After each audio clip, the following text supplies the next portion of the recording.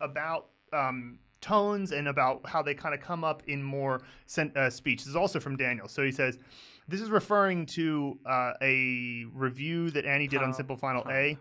Yeah. So he says, I don't hear fifth tone. I hear first tone, but the pitch of the first ta is a higher pitch than the second ta, which to my ears is clearly quote unquote held, i.e. the first tone, but at a lower pitch. So he's kind of making the different, he's making a distinction between what we'll say is a singing tone, ta, versus maybe the fifth tone if it's a bit high but shorter. So what he's referring to is Annie, where she's saying ta pa ta.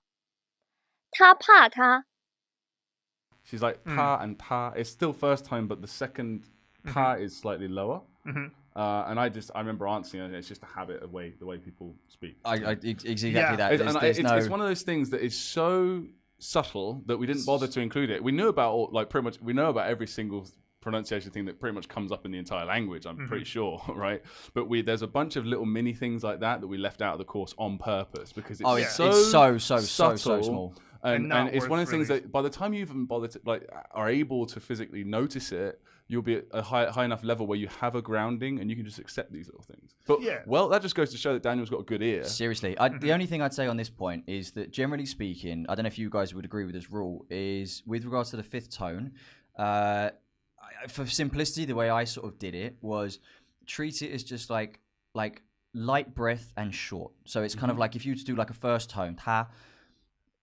Just halve it and soften it by 50% as well.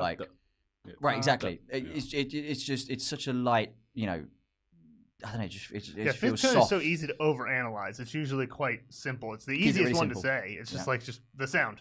Basically short, light, quick, and and that whole point that he's making there. It's like the way I think of it is it's almost like if every single first tone if you had like a sentence that has four first tones in it, if all of them were exactly the same pitch, I can see how it would sound a little bit awkward. So they might have a slightly lower, slightly above. But again, you don't really have to think about it too much. Just shadow a little bit more and mimic the Chinese the speaker. And just be confident that anything you hear from Annie and hopefully us now, I'm pretty us as well, is going to be standard Mandarin, right? And any audio that we give you will be correct.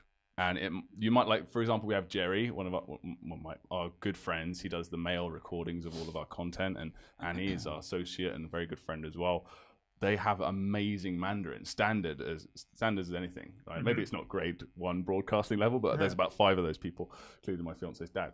So, it's okay. It's always going to be fine. If you hear slight differences, that means they're correct, and you can absorb whatever ones you like, as a general rule.